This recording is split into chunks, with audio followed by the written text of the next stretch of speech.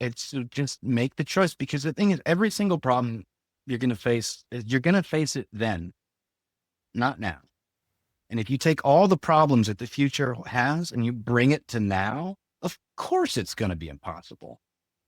But if you spread it out, it's easy. Well, easy is the wrong word. It's much easier than it seems, uh, because you're overcoming them one day at a time, one paper at a time, one assignment at a time, you know, one problem at a time.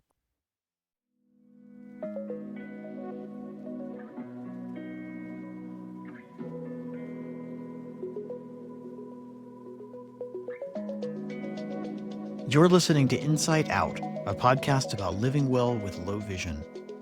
Maybe you're feeling confused, scared, isolated, or disheartened about a recent vision loss diagnosis. Or maybe you've been managing your vision loss for a while, and now you want to hear from others about how to continue growing and thriving.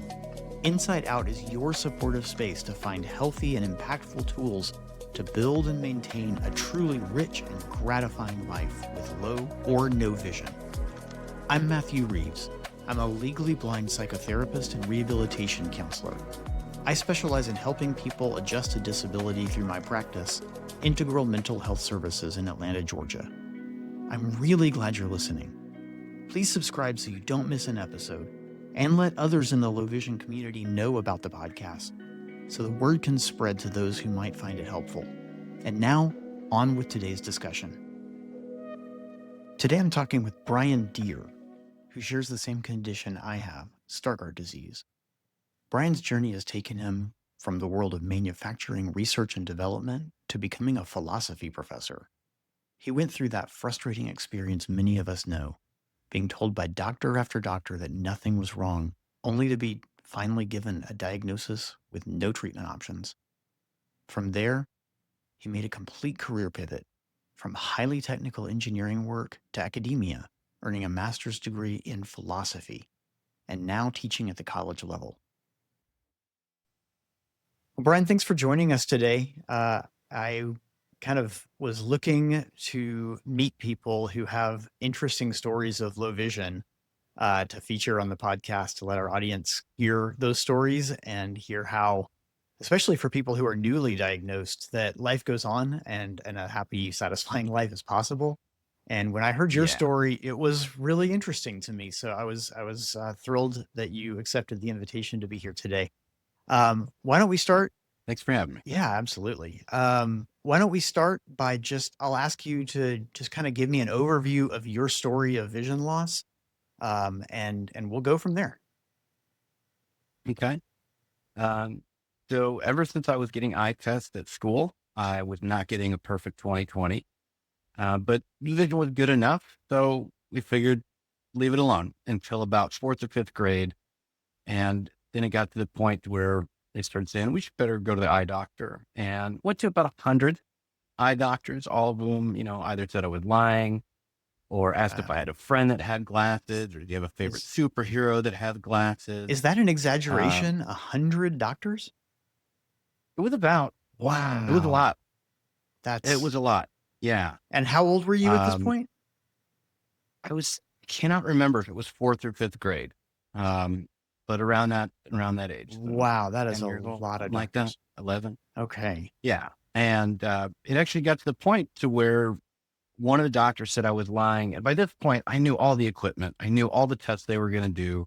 Mhm. And so I was perfectly calm and confident in the doctor's office. And the doctor said I was lying. And I just lost it. I had an emotional breakdown. I flipped out. I left the office and was crying in the parking lot. My mom came out and she said, we don't have to do any more. We don't have to go to any more doctors if you don't want to. And I was like, yeah, we're done. No more.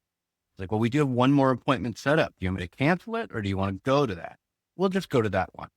And that was Dr. Richard Lewis out of Houston. And he was the one that diagnosed me. So I got pretty lucky with when I decided to stop, that it wasn't, That one one. last doctor Yeah. visit did the trick. And Yeah. what was it? Well, before I even ask what was it like to get the diagnosis, I mean, tell me more, if you remember that young, about what it was like to be told over and over again that not only they weren't saying we don't know what's wrong. They were saying you're wrong.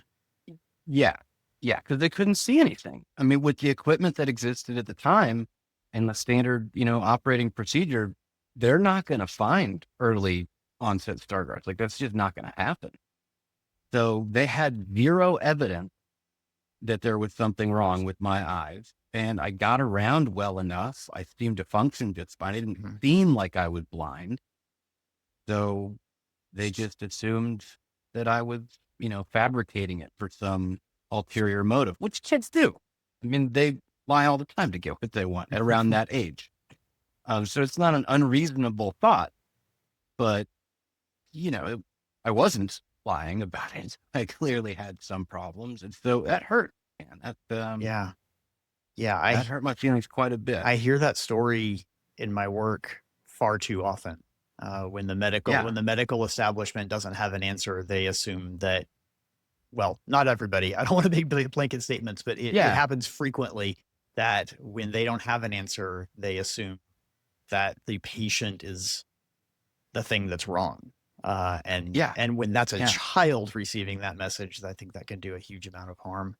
And I'll pause for a second and mention to our audience that you and I both have the same condition, Stargardt disease, which is relatively common in the inherited retinal degeneration world. It's certainly not the only condition, but it is common for Stargardts to not have any characteristics that can be seen by a doctor objectively in its early stages. So I think that's why it's more common in our, for people dealing with Stargardts than maybe for other conditions. But yeah, so you finally got the diagnosis with the one last doctor, with the one last ditch effort. And what was that like? A letdown. A letdown.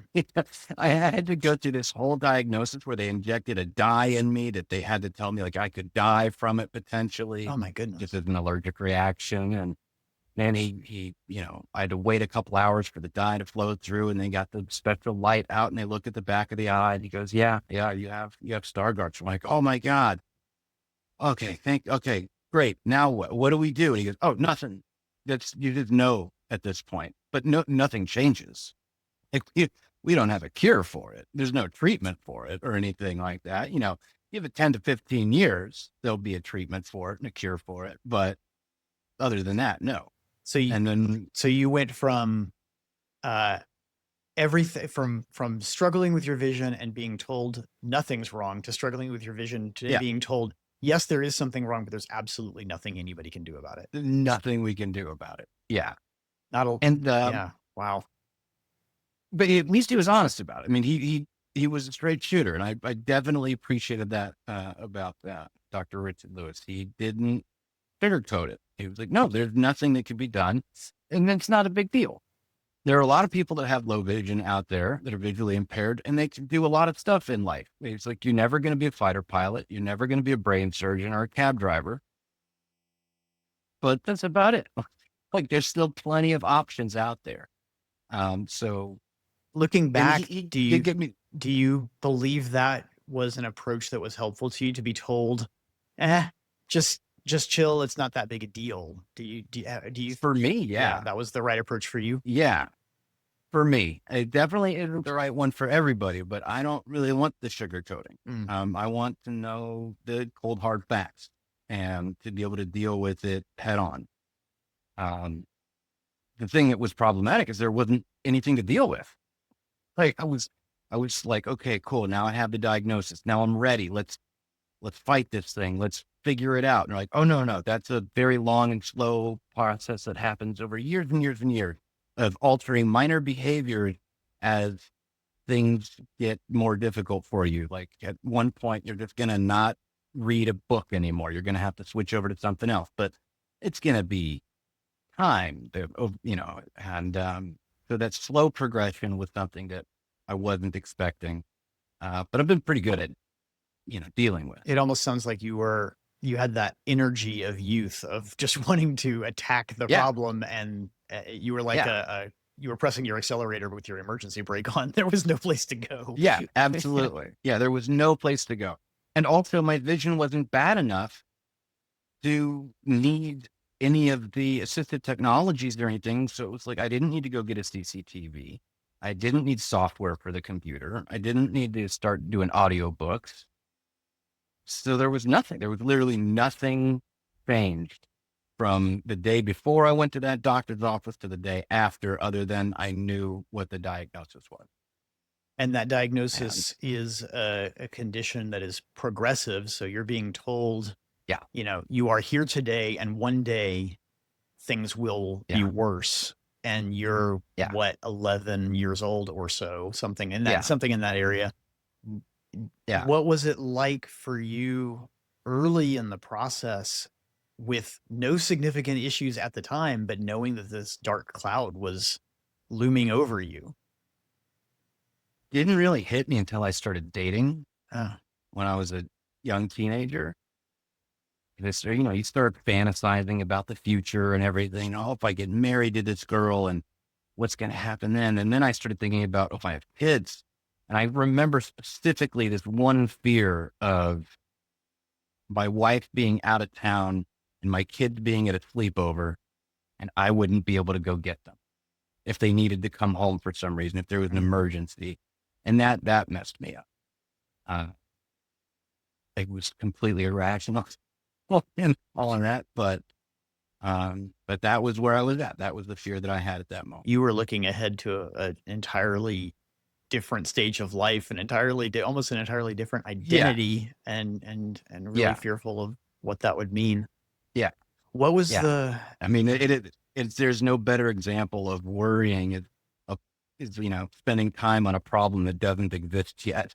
That was letting tomorrow's problem be exactly what today's that was. problem? Yeah. Yeah, Yeah. yeah. So when did it start? When did today's problem start becoming today's problem? When did it hit you that you were actually having some symptoms that you needed to adapt to or manage? In high school, I had headaches, and I didn't really understand where they were coming from at that point in time.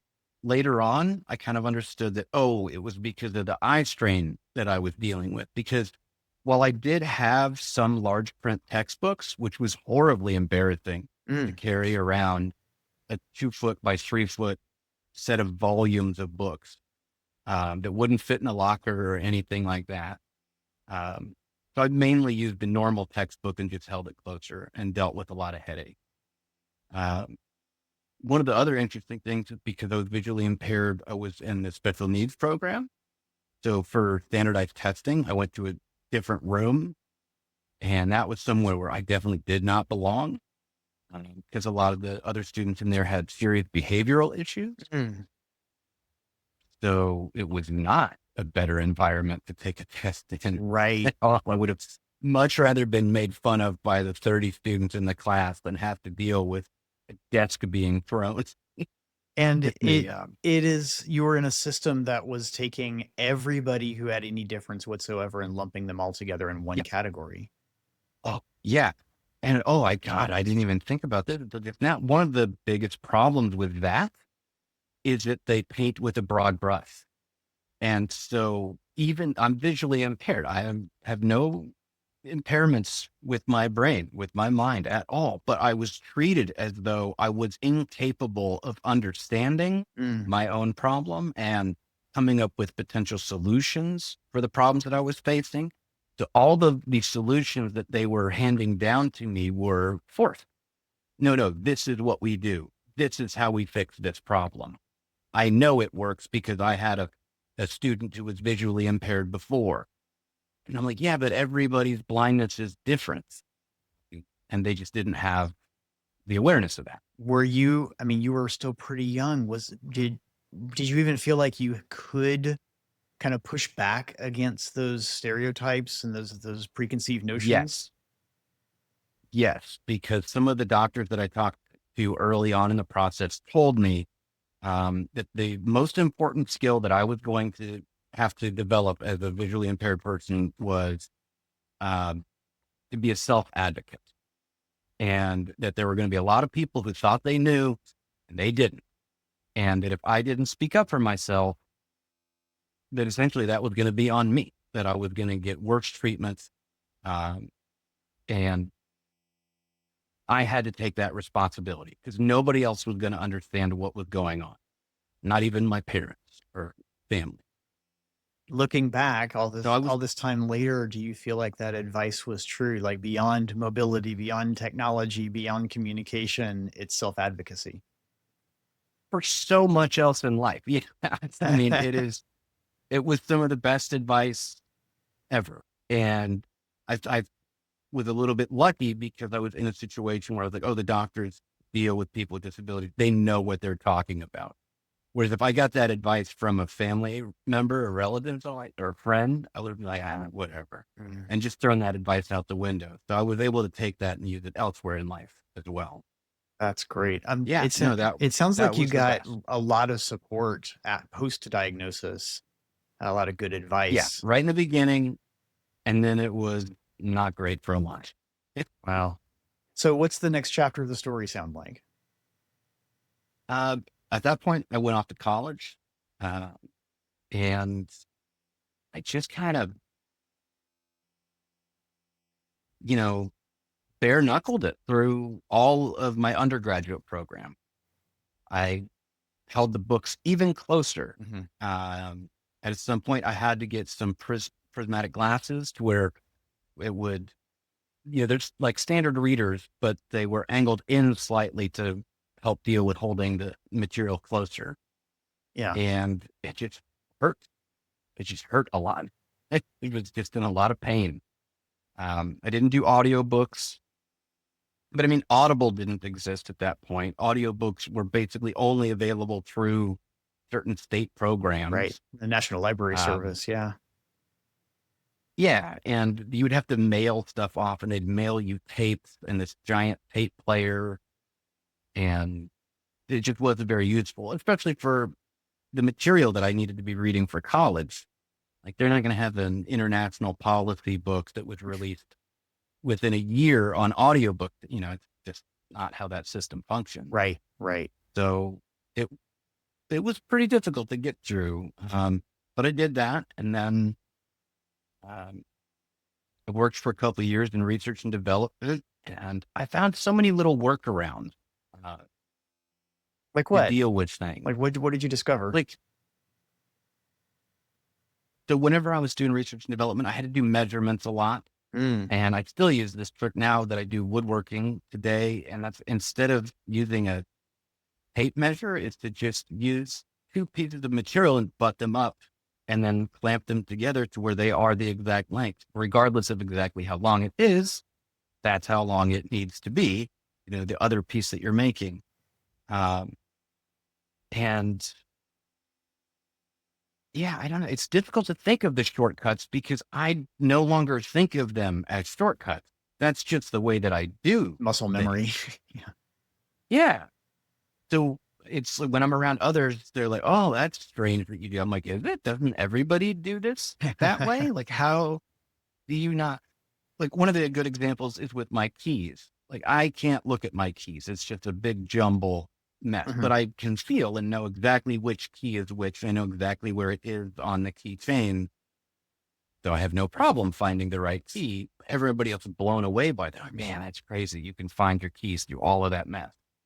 But to me, that's just perfectly normal. Right. It's just the way Uh, you see keys is with your fingers. Yeah. yeah. Yeah. Yeah. That's how you look at them, is touching them. Yeah.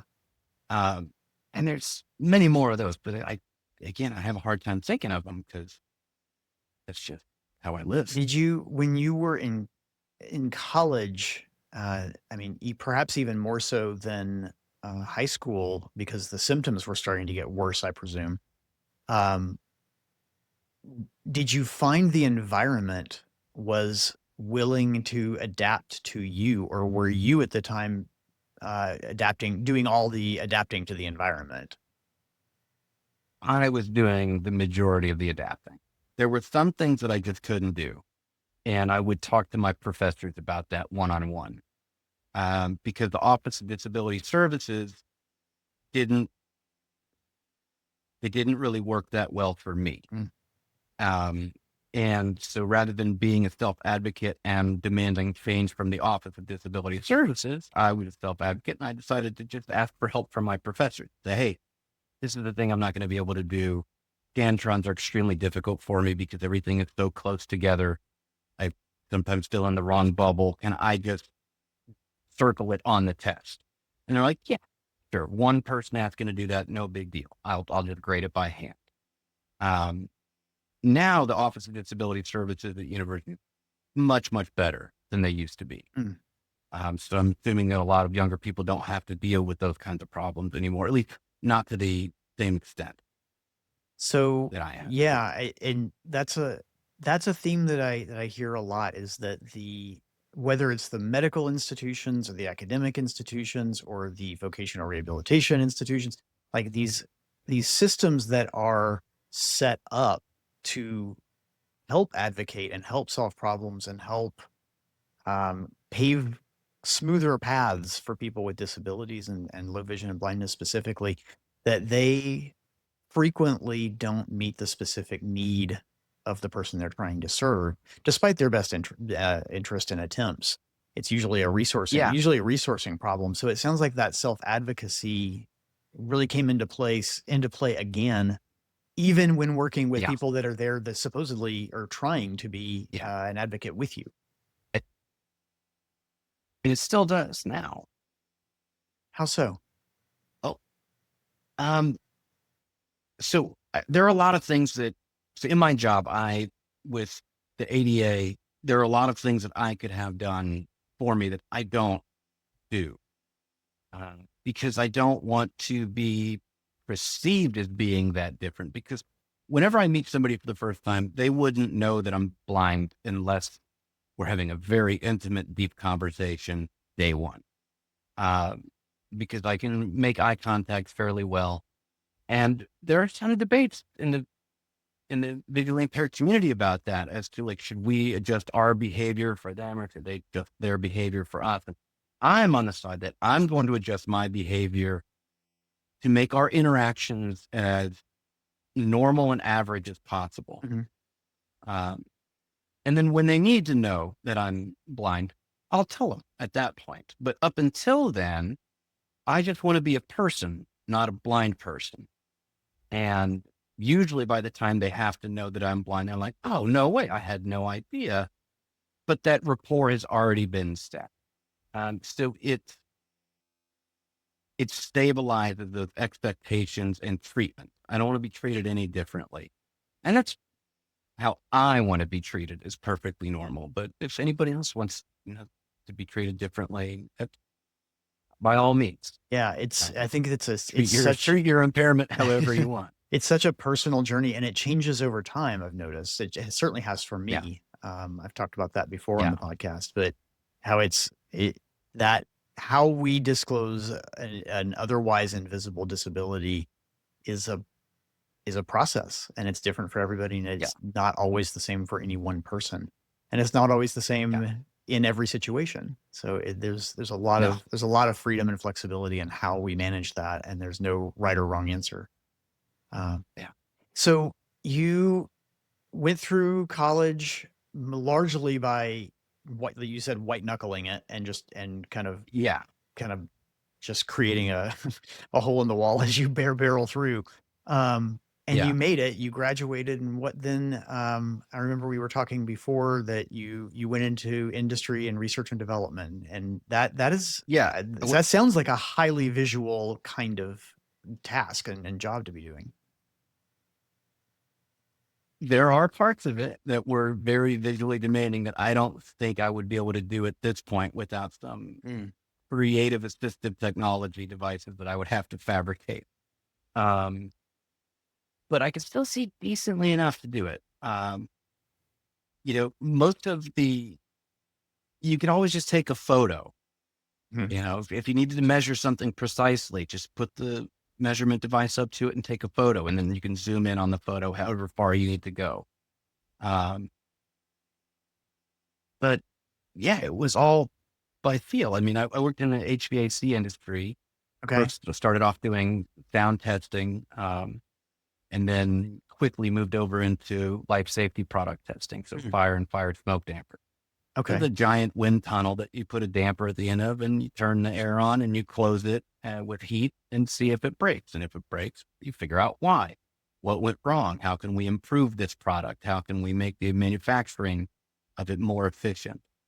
So it was just building stuff. And that's something that's intellectual.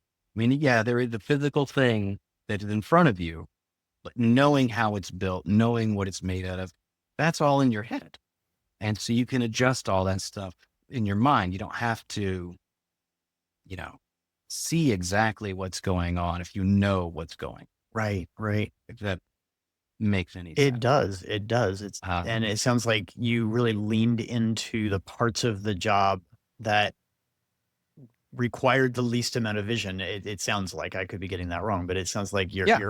you played to your strengths and you adapted around your weaknesses. Yeah. Yeah. And it was all processes. I mean, the process was set up by underwriters laboratories and other Mm. agencies out there. And this is how you do the testing. And this is the structure that it happens. I'm like, cool, I can deal with that. I can understand a process. I can understand how things work. And we get it all going. And then it just takes a little bit of practice. And then all of a sudden everything was running smooth. Did you, And, yeah. in that time period of, college and an early career, were there this during this process of kind of constantly white knuckling and constantly finding solutions to problems that other people weren't dealing with? What was that like for you in terms of energy and emotion? Or was it sort of just go with the flow easy, or were there challenges to that? It was super easy until 24, because that's when I gave up my driver's license. Okay. And that's when a whole new set of problems came on Okay. that I couldn't just force my way through. What was it about giving up the Uh, driver's license that for you was the kind of the game changer? well, I lived in the suburbs of a major city and I worked on the opposite side of it. Mm. And there was no public transportation that was going to get me from over there to over there. So I had to find rides with people that I worked with that lived somewhat nearby. But if their schedule was a little bit different than mine, that was problematic. Um, I ended up getting a ride from a family member for a while, but that was a burden. And then I ended up having to move. And I was like, well, I'm not going to move to that part of town because I worked in manufacturing. It wasn't a particularly nice part of town. I didn't want to live over there. It was kind of dangerous and there was nothing to do. I was a young man. I was in my 20s. I wanted to go out and have fun. Right. So I moved to downtown thinking, oh, the public transit goes up there. It'll be no big deal. And it wasn't. It just was 2.5 hours to 3.5 hours each way, Right. Oh, which goodness. is way too long of a commute.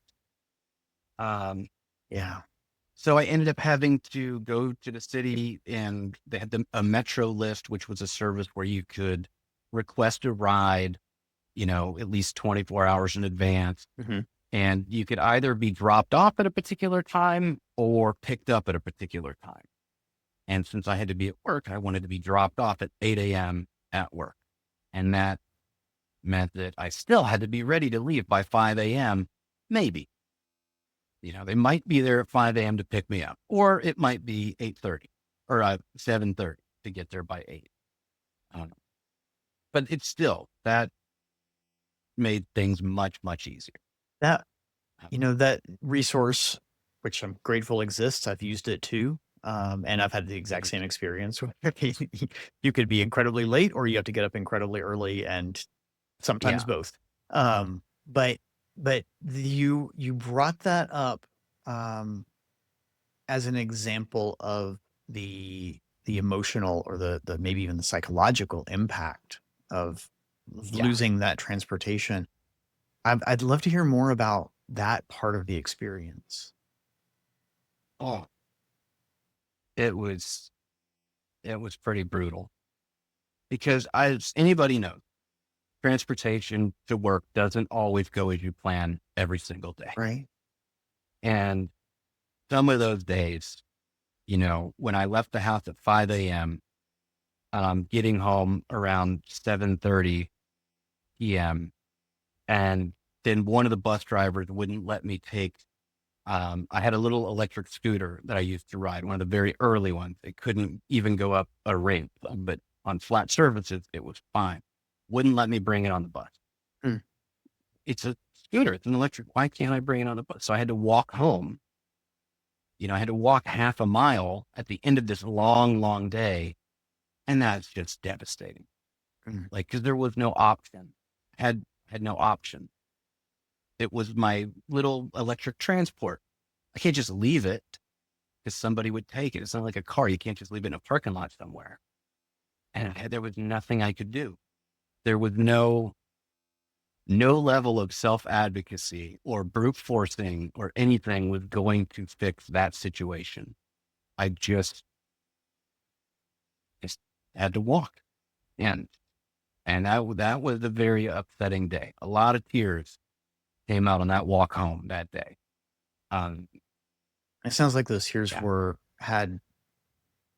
they had something to do with the physical exhaustion and maybe the injustice of it, Oh yeah. but it sounds like there was more to it than that. It was like when somebody tells you, "Hey, you found, I've got this thing that helps me," and somebody says, Yeah. "Nope, I'm taking that away too." You can't Yeah. have that either. Yeah. I mean, it was exhaustion because it was hard work that I did. And that's a long day. And I just wanted to get home and then I have to be on the bus. And then this person, they, they could have made a different choice. They could have said, I understand. And I will allow that. And I'm sorry for, this inconvenience, for this mix up. Yeah. But he didn't. Yeah. And that hurt because it was a lack of empathy in a moment where I really, really could have used help. Yeah. And there were a lot of those days when I was living down there that were like that. And Have it was not a great place for me to live, but I was young and I was in my early 20s. I wanted to be in the action. I wanted to have, but I ended up spending no time doing anything because I was commuting all of have you found, and I know we're kind of taking this story chronologically and I'm asking a question about like now, but you know, you're telling the story of a day, a moment it.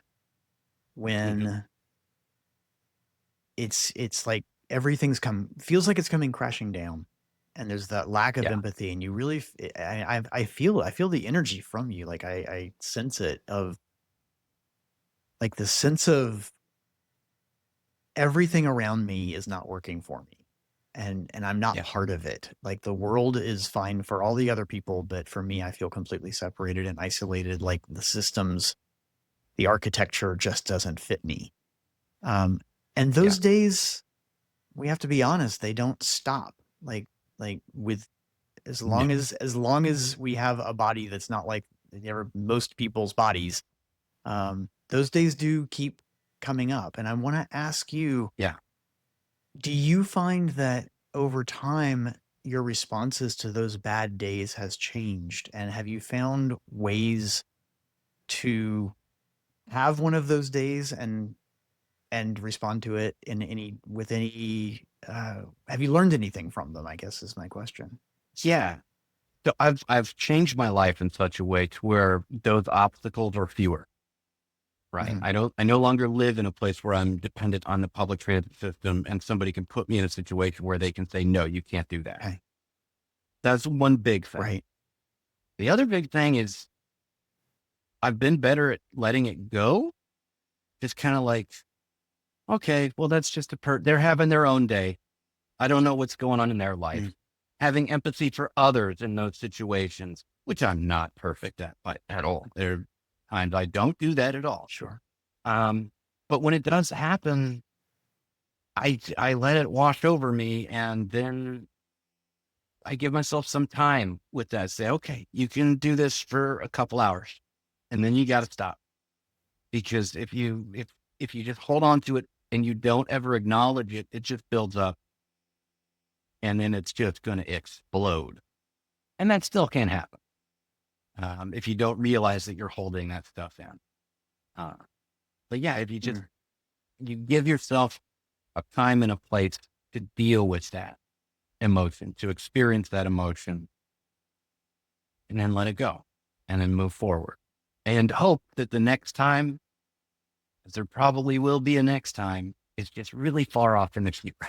Right. And that you're not the one who's wrong in that one. Yeah. Yeah. That's some wisdom that's come from experience. That's what I'm hearing. Yeah. Yeah. So you're in this world of R&D, highly structured testing environment, very precise. And then what happens? What's the next part? Yeah. So, one of the benefits of being legally blind where I'm at is I get free college tuition. Um, so after giving up my driver's license at 24, I had an opportunity to go back to school on the taxpayer's dime. So I decided to go ahead and do that. And that's when I returned to get my master's degree. And this time around, I did absolutely use uh, the Office of Disability Services and assistive technology. If there was just no way I could brute force my way through at that point. I had a CCTV. I started listening to audiobooks, though not that many, because a lot of the stuff that I was listening to was pretty neat. Okay. So I still had to do quite a bit of reading on my own. And at that point, they didn't have very good screen readers like they do now for that kind of material. Now I just use Microsoft Edge and just use the built-in read aloud function. Right. And that's how I read all my journal articles and everything. But at that point, still had to print stuff off and use the CCTV, which in hindsight was helpful. It slowed me down and made sure that I was reading and understanding the material. It was actually one of those happy coincidences, or happy accidents. And the program you were in called for a lot of reading? Oh, yeah. Yeah. Okay. It was a philosophy degree. So there's a substantial amount of reading. So you went from a highly precise engineering field to perhaps the most abstract type of academia possible. That's a big I shift. think the only people that read more are English majors, maybe. But yeah, is there any choice? Is there any intersection between your story of vision loss and your selection of philosophy as a career change? I'm curious, or was that just purely an interest of yours that had nothing to do with the vision? That's just an interest that I've had since I was a kid. Always like those deep and introspective conversations. And I always loved the classroom. And I always thought I could do it better than most teachers. So I was like, I'm just going to go for that. I'm just going to go be a professor. And I'm going to actually try to do better than most teachers. It's harder than I thought it was, but I'm still pretty good at okay. it. But that was just an interest that I had. That was there any apprehension about the amount of reading that program would call for, or did you just say, like, I white knuckled it before, and there's more tools now than there used to be, so I'm just going to figure it out? Yeah, I went there with 100% confidence that there was going to be no problems whatsoever, and I was wrong. There were problems, but I'd already committed at that point, so you just buckle down and do the work and use the assistance that you have, and just go for it all out. I mean, I wasn't working at the time. I was only going to school, so that was very helpful. I had the time. It sounds like you weren't anticipating problems and you found them, which means you were surprised. What was the biggest surprise? What did you not expect? I was not able to take notes in class. And even if I did take notes, I mean, I started out trying to take notes and I couldn't read it. Even when I put it under a CCTV, I'm like, well, I can't read my handwriting anymore. Because I don't write by hand like that. You always use Sharpie. So I started taking notes really big on, full sheets of paper in landscape. And I'd only get like 3 lines of notes. But there's nothing that you can write that's, some concepts are too complicated to condense into a couple of words on a sheet of paper. So it was no longer useful. So I had to learn how to pay attention to lectures without taking any notes. Because if I was taking notes, then I wasn't giving 100% to the class, because I was paying attention to the notes a little bit. So I was like, okay, well, this isn't helpful. So let me get rid of that, focus my energy elsewhere. Uh, that was one of the biggest things that I learned how to do in grad school was pay attention. Yeah. I find that interesting because you Without, found a solution. It was essentially a logistical or almost a mechanical problem that you solved, yeah, not with technology, not with a tool, but by kind of retraining your brain to process information yeah, differently. yeah. And, being prepared is another thing. Like, because there were times I wasn't a perfect student where I didn't do the reading. I came to class and I was just lost. There's just like, okay, well, I might as well not even be here today because I don't understand what's going on. So that being prepared, I guess, is another lesson that I learned Mm, because if I had done the reading and I was ready to rock and roll, there were no problems with just sitting there and listening. But I think I had an advantage over a lot of the students because I wasn't split. My attention wasn't split right, on two different things. right. I was only there to focus on the conversation. Uh, that actually turned out to be pretty helpful, but that was something that I did not expect. But I'm glad I got good at there. Yeah, yeah. That's a great example of problem solving in an unforeseen or an unexpected way. Yeah. Have you found that skill of processing information and paying closer attention, et cetera, and like retaining it, has that served you in other areas as well? Yeah, but it's waning. It's waiting. Um, yeah, the skill is waning. Either I'm getting older and I'm just having more difficult time paying attention, or the stakes are lower, so I'm not so nervous about failing a class or something like Gotcha. that. But yeah, no, that was extremely helpful and has been. I should probably exercise that a little bit more these days. Again, play to our strengths. So you Yeah. finished your master's program with a degree in philosophy with the intention of teaching. And I know you are now a professor of philosophy. Um, what is it like in that job with vision impairment? And it's fantastic because you don't have to do the reading in the classroom and it's all about the conversation with the students. And if the students are prepared, all about the concepts and the ideas, everything can be done verbally. I mean, I do write on the board to help students, diagram stuff out, but uh, the lion's share of it is done just by talking. So for that, it's amazing.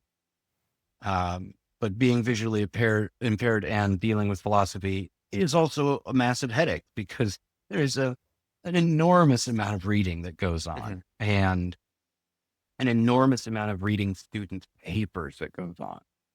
And that is a tricky situation, especially these days with AI coming into play because, you know, papers suddenly got better about 4 years ago when AI started coming out. Right. And it wasn't because the students got better. It was because they started using AI. And it's a fantastic tool and it has a wonderful place in the world. But when you're replacing your thinking with the AI, that's a problem for my classroom. That whole job of what we're supposed to be doing in this classroom is thinking through these problems on our own, not just asking an AI, hey, what have other people thought about this for the past 2,500 years? Because it already has the answers. I know it has the answers. I want to know what the students want. So that's one of the difficulties is dealing with the students' papers. And I would have them use the blue books and write in class just by hand, Mhm. put aside a couple of days throughout the semester for the testing and just have them do it that way. But I can't read their handwriting. Even if I use my CCTV, I can't read their handwriting. So that's a situation where technology is harming me. It's harming, not quite Right. helping me It's so yet. you don't have Maybe, access to that blue book tool that other professors may have access to, which means you can't account for the AI issue. So it's kind of yeah, it's snowballing a little bit. yeah, yeah. Okay. So that's pretty difficult to deal with. And it's very frustrating because they're hurting themselves Mm. and each other. The more people that graduate that don't know what they're doing, the more devalued the degree is going to become. Why would I hire somebody who has a degree when 3/4 of the people that get degrees are cheating? Why don't I just implement my own testing versus, looking for a degree? So it creates some serious problems for them in the future. They just don't And care as because and it's as an educator, you so easy. you want to address that problem, and you Yeah. haven't found that solution yet. That's outstanding. That's No, not it's not a solved I problem. I don't think there's going to be a solution. And it's because using AI is so easy. It's I hear like, that. Do you take the same mindset? The AI problem that all professors are dealing with is one thing. I'm yeah, wondering about your outlook on solving the problem that you've got specifically in your classroom. Do you feel like, I mean, you're in the midst right now, you're in the midst of a challenge that you haven't found a solution to that has to do with your vision yeah, loss. What are your yeah. thoughts on how to grapple with that and what that feels like and what your level of optimism is for solving it? It's extremely frustrating. Um, my level of optimism, I'm split on the optimism because part of me goes, no, this is a huge problem. It's massive. People are offloading the thinking part of being a human to a computer, which isn't actually thinking for them. And everything is screwed. Society is over with. By the time I'm old, the doctors aren't going to know anything. They're just going to be conduits for me to talk to an AI, and the AI is they're just the conduit between the AI and me. That's terrifying to me. On the other hand, technology has done this over and over and over again. So is AI of an entirely different kind of technological boost, or is it just more of the same? Because I've read an article about in a newspaper about complaining about children reading too many books. They weren't doing any work these days. They're just reading too many books. And the same thing happened when radio came Mhm. out and then TV and the internet. And these are all just tools, but it does feel like AI is a tool of a different kind.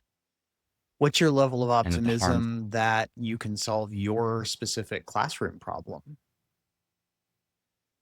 and Well, allow if for AI gets to testing? the point Allo- where, yeah, if it gets to the point where it can read handwriting and translate that, Mm, if I can do handwriting to speech, then the problem is over with.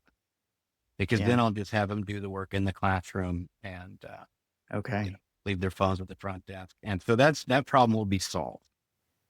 Um, but it's a really tough thing because everybody's dealing with it. All the professors are dealing with this everywhere. It's not just in philosophy and it's not just people who are disabled. It is ubiquitous. And good, there's not even a good understanding of what we ought to be doing. There's debate about, should we just allow it as this new tool or not? So until like the whole system is settled, it is really difficult for somebody who's disabled to figure out where they fit in this unsettled system that doesn't even exist yet. That's a really interesting perspective. So much of this conversation and a lot of these conversations are about how people with vision loss or blindness fit into a system, and Yeah. I appreciate what you're saying there, that you're not trying, in this case, in this specific case, you're not trying to even fit into a Yeah. system. You're trying to fit into an unsolved puzzle. And Yeah. that's an order of magnitude even more complicated. That's Yeah. a fascinating perspective to have. Oh, Yeah. What do you yeah. you know, you have done what I think a lot of people with a new diagnosis might consider to be, if not impossible, extraordinarily difficult. Going back, getting an advanced degree, becoming a professor of this, of something that really requires a huge amount of because of the reading of visual acuity. Mhm.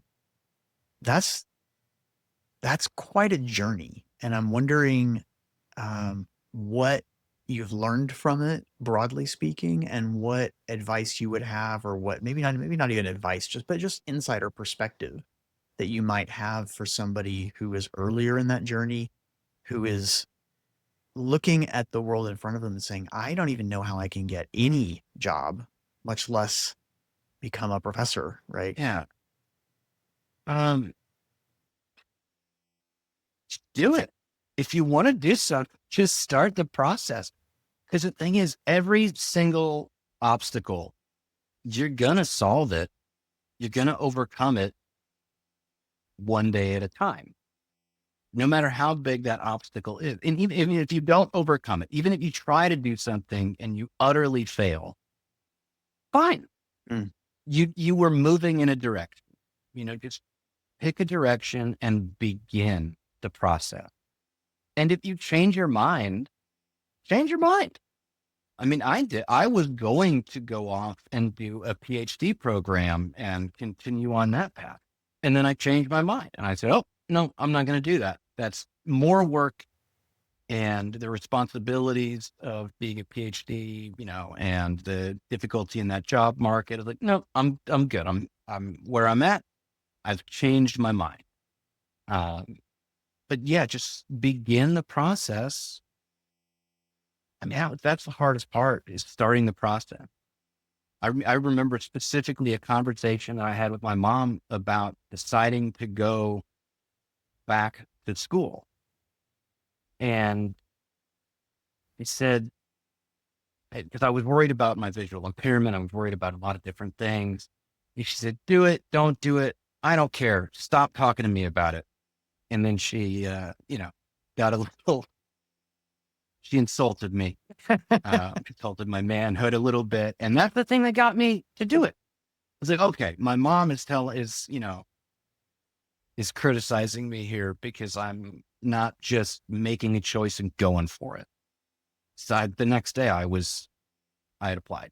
It sounds like she wasn't So criticizing you so much as criticizing the paralysis you were facing. yeah, yeah, yeah. It's just make the choice, because the thing is, every single problem you're going to face it then, not now.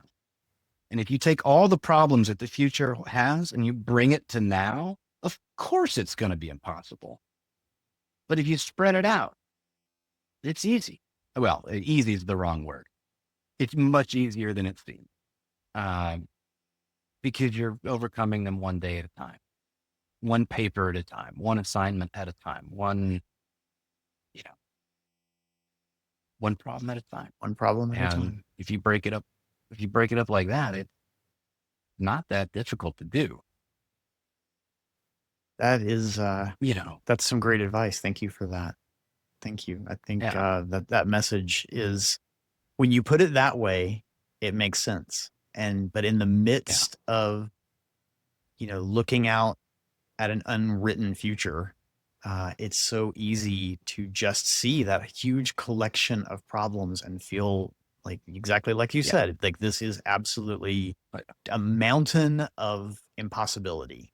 But that mountain is made up of just 1,000 rocks that can be broken up and climbed over, and we can get where it needs to go, get where we want to go. Oh. Yeah. Oh, and I don't believe this all the time. There are days that I have the bad days. It's horrible. It's never going to work. Oh God, I can't believe this is how much difficulty I'm facing. And the next day, I'm okay. Yeah. I can deal with this. And I think that's a great point. We all have our bad days, myself included.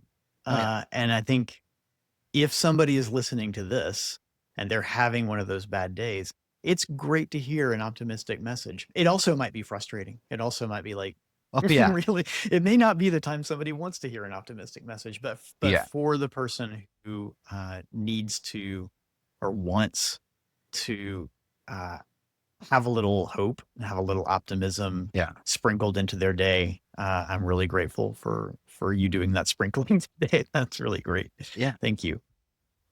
Is there anything else that you wanted to touch on before we wrap up? Anything I've maybe not asked about? Dealing with relatives and friends and family, that can be pretty difficult. I'm not good at it yet.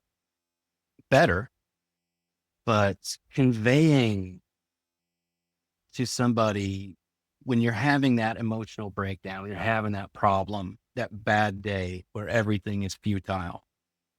How do you, how do you convey to somebody who's not visually impaired how you're feeling to where they can understand it? And I think the answer is that they can't understand it. It's, I guess I've gotten more progress out of it by saying, I'm not asking you to understand where I'm coming from. Just understand that I am a person who's having this kind of a problem. And I can't convey to you, like, I'm not going to be able to do that. Don't expect an understanding. Just believe me that I'm having a problem right now. And that seems to work a lot better than trying to convey, trying to convince. I do remember getting in an argument with my parents. My dad was talking about how, well, it's just a bus system. It's not that difficult. And I was like, okay, how about I take you to downtown, put a blindfold on you, give you $20 and see how long until you make it back to your house. And that wasn't very helpful. I mean, it illustrated a difficulty that I don't think he quite grasped, but I think I got a lot farther when I just said, just trust me that it's hurting me. Mm. Yeah. I think it means a lot when people give the respect of believing that your emotions are real and that you're challenged, that that you're not making up challenges, you're not inventing challenges for the sake of having a challenge, that you would rather be doing something else. I like that message of you don't have to understand, you just have to believe. If you can just give me that, then we can be then we can feel connected, and I don't have to feel so alone in the process. Well, thank you for that too. Again, getting better at it. It's all a journey. There is no destination in any of this, so I can appreciate that. Well, Brian, thank you for your time today, and thanks for kind of what you have to contribute and offer to this community that we both care so much about and that we're part of. I do appreciate it. Inspired by your story. I think it's so cool that you've done two radically different things, and that you took such a pivot in your career, and you did it successfully, and you're happy. And I think that's such a great portrait to look at. So thanks for offering that for us. Yeah. Thanks for having me. I appreciate it. Brian's story reinforces something crucial for anyone facing the uncertain future that comes with vision loss, that the common, overwhelming sense of paralysis can be overcome by focusing on one problem at a time instead of trying to solve everything right now. His advice to just begin the process, even without knowing where it will lead, paired with his successful pivot from engineering to education, shows us that major life challenges are not only possible, but can open doors we never imagined. What I found particularly valuable was Brian's honesty about ongoing challenges, his difficulty with transportation, the frustrations with family members who don't fully understand, and even his current classroom struggles with AI that he hasn't completely solved yet. His transparency about both victories and unresolved problems gives us permission to be real about our own experiences. Brian, thank you for sharing your journey so openly with us and for contributing your voice to this community. Your message that sometimes people don't need to understand your challenges, they just need to believe you're having them. That'll resonate with many of our listeners. Thanks for joining us for this episode of Insight Out. You're the reason this podcast exists, and we'd love to hear from you. You can leave us a voice message at speakpipe.com/insideoutpod. That's speakpipe.com/insightoutpod. INSIGHTOUTPOD. There, you can share your thoughts about today's conversation, suggest a topic for a future episode, or tell us about your experience living with vision loss. Again, that's speakpipe.com/insightoutpod. Insight Out is produced by Integral Mental Health Services, my private practice in Atlanta, Georgia, that offers psychotherapy for adults in Georgia and chronic illness and disability counseling nationwide. visit us at integralmhs.com. And you can visit insideoutpod.com to catch up on all the episodes.